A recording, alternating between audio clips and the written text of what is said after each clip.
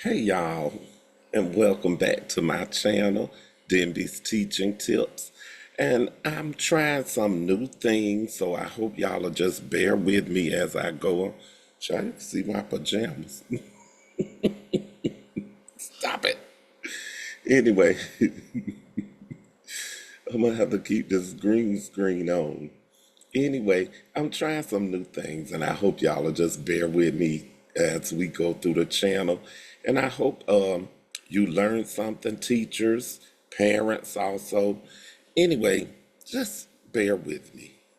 Now, I need y'all to just think. Okay, I got this idea for a book, and really for a whole way of teaching. Um, I'm scared to say it because I don't want y'all to be going off on me in the comments. But I'm gonna just say it. It's called. Hold on. Let me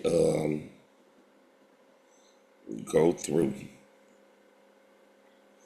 The book is called Heartless Teaching, and the way of teaching is called Heartless Teaching. Now, first step, when you hear it, you like, oh no, heartless teaching. What does that mean?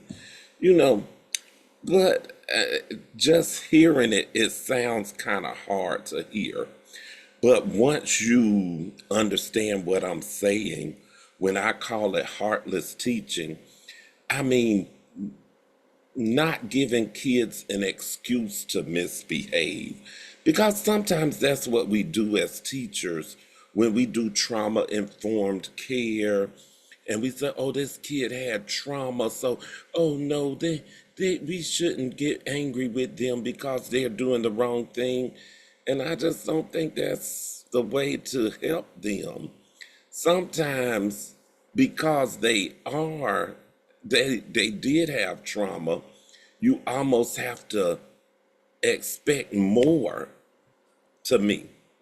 So it's really not heartless. It's just not leading with the heart, leading with expectations. Then you can, because let me tell you the story.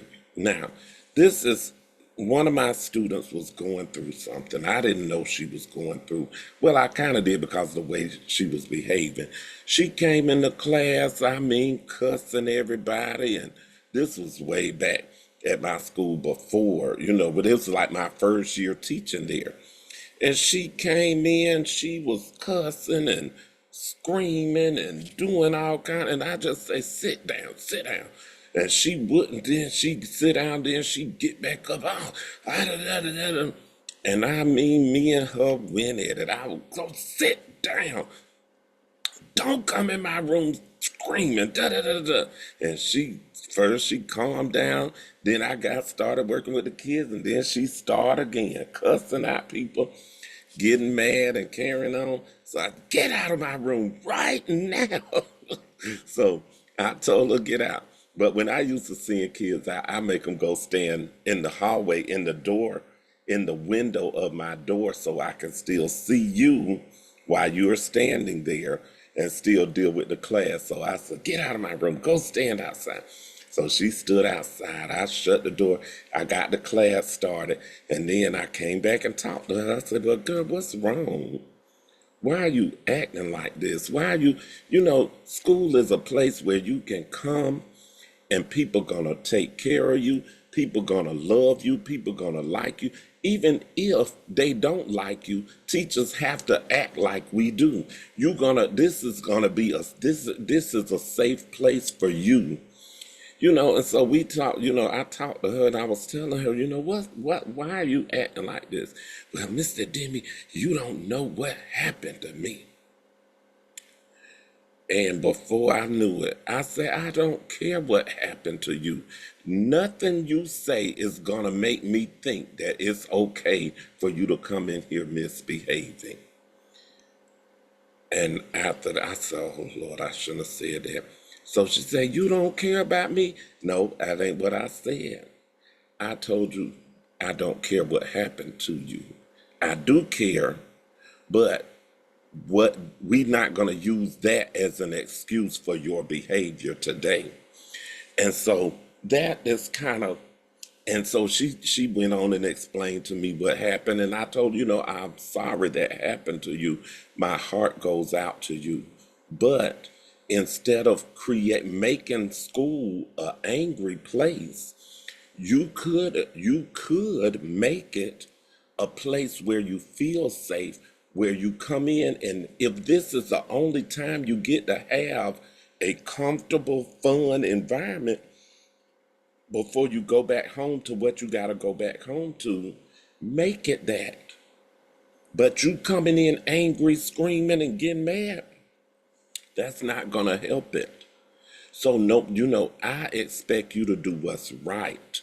No matter there is no excuse you can give me that would make me say, "Oh, it's okay. You doing the wrong thing. It's okay. You did the wrong thing. It's okay." Mm-mm. There is no excuse. No matter what you come to me and say, you can, just like robbing, you can't go rob the bank and say, my family was hungry, so I robbed the bank. Baby, you still gonna go to jail. And those are the lessons we have to teach our students. And that student, she remembered that, and Miss Demmy, you right. You right. I'm gonna come to school, and I like being in your class. Okay, so since you like being in my class, why would you create it and make it into this evil and this bad environment? Come in and have a good time. If you come in one day like with me, I tell my kids, if you don't feel like doing the work today, come in, say, Mr. Demby, come, raise your hand. Mr. Demby, can I just sit out for a minute? I don't feel like doing work.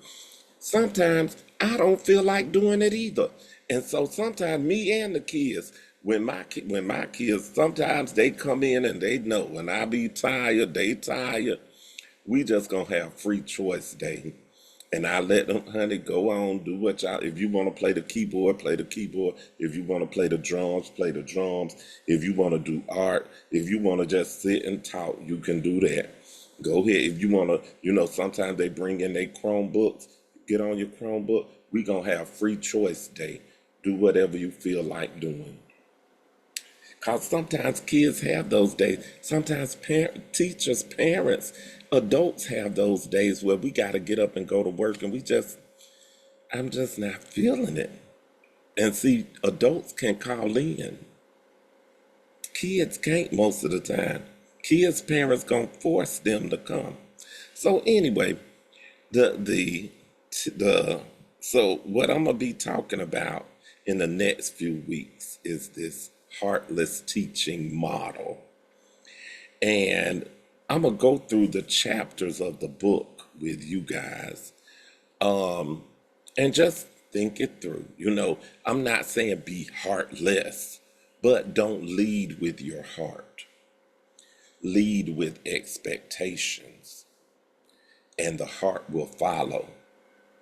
Because by you teaching your students how to follow expectations, you are caring for them in ways that you do not know. Just like those videos I showed you with the police, the people having interaction with the police, it's because of those people in their life before this point that have allowed them grace and to, oh no, they had a hard life, so no, I'm not gonna punish them, or no, I'm not, lead with the expectation. I'm sorry that you went through that. However, this is my expectation. Just like that. I'm not gonna fight with you. I'm not gonna scream at you, but I'm still telling you these are my expectations. I'm leading with expectations, not with heart. And oh no, they had such a hard life, and some of my kids do. They go home to some horrible things. Some of the kids today face things that we never had to face as adults, when we were kids. And now in the 80s and 90s, we had some rough times. But these kids are, just like I remember, who was that? Dave Chappelle was talking about when we were young and the Challenger, that spaceship, the Challenger went up and everybody was watching it on TV because it was a teacher on there. It was a black person on there. It was like different people from different races. And this was the first time they were going into space. And so we were all watching with expectation, and then it blew up and we were devastated. Then I remember my first year teaching in 2001.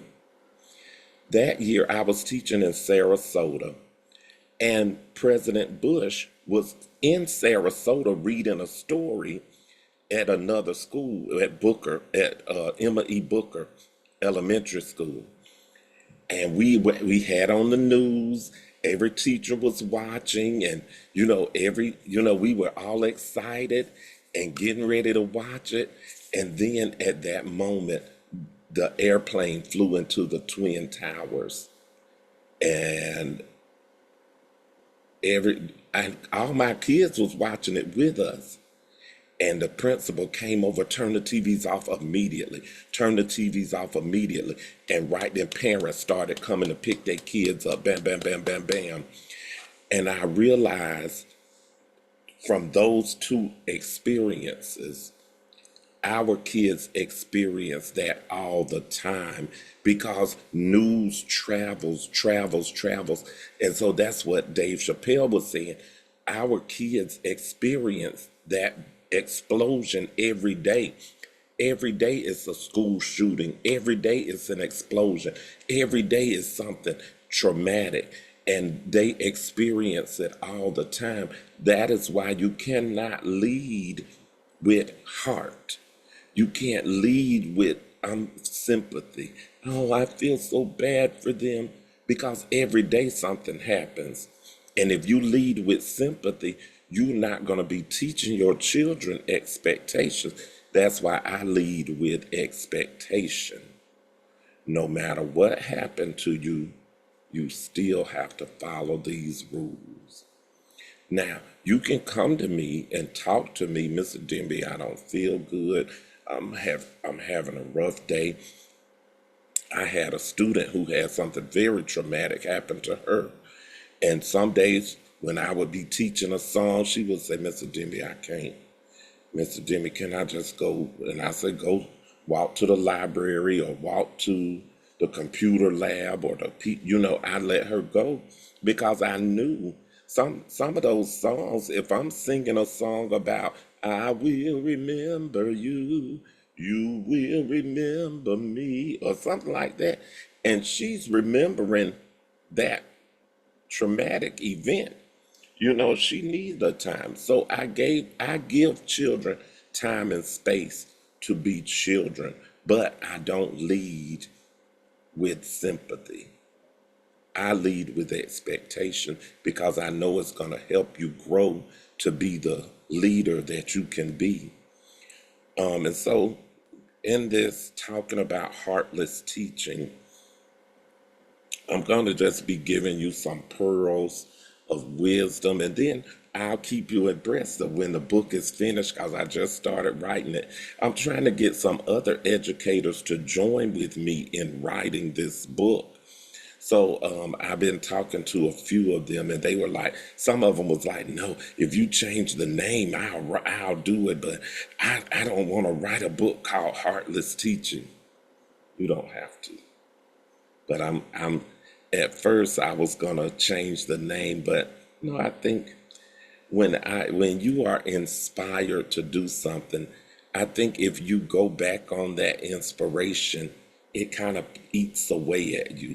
So I was inspired to write Heartless Teaching.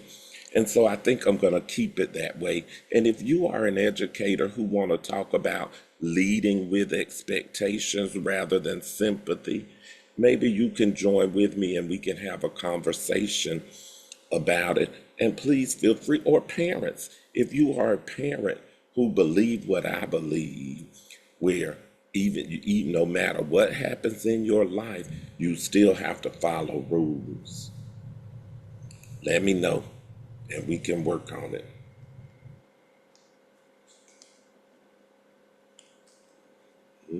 Here's my neighbor pulling up in his motorcycle. I don't know if y'all can hear that, but it's mighty loud.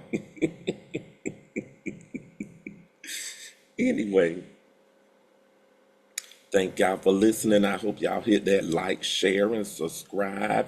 I'm going to keep bringing out some videos, and I hope this is helping you teachers, especially you new teachers who are struggling. So I know this time of year, you struggling. The kids are like driving you crazy. Sometimes you got to turn it around and set that expectation. I am the adult in this room, and you are going to follow the directions that I give. If you do not, I'm going to do this first, then I'm going to do that, then I'm going to do that, and only say what you know you're going to do. If that means I'm taking your Chromebook and we're going to be handwriting, because handwriting is actually going to help the children. Handwriting and helping them do, with that hand-eye coordination. I'm not going to talk about my neighbor. It really helps them. So, you know, that's why people say you shouldn't punish kids by making them right. But sometimes it's helping them. They might not want to do it, but you have to do it anyway. Like with my kids would rather do music than write affirmations. But when you get in trouble, I'm going to give you a page of affirmations and you're going to write at least 5 of them. Pick 5 that you feel like you need, excuse me, and write them. 5 affirmations. Or if you get in more trouble, pick 5 more. Now read them to me. That's how I do. Whenever my kids get in trouble, I make them sit beside me and write affirmations. Then they have to read them out loud so that they can hear it and it gets in their inner ear and it gets in their subconscious mind. That's what I'm trying to say. But yeah, there are things that you can do with, I don't believe in making kids, those teachers who used to make them write 100 times, I will not break the rule, I will not break the rule. I'm going to make you write, I am loved, I am smart, I am kind, I am good at doing this, I am good at doing that. My mind is sharp. I can do anything I put my mind to.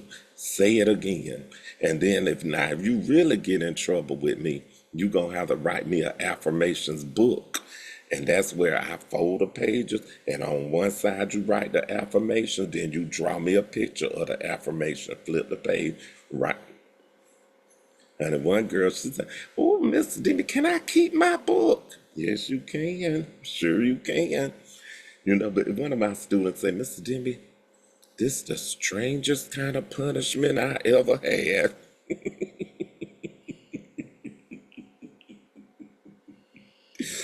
Because I'm gonna build you up. That ain't no punishment, but instead of you doing music and playing games like everybody else, I'm gonna need you to write these affirmations.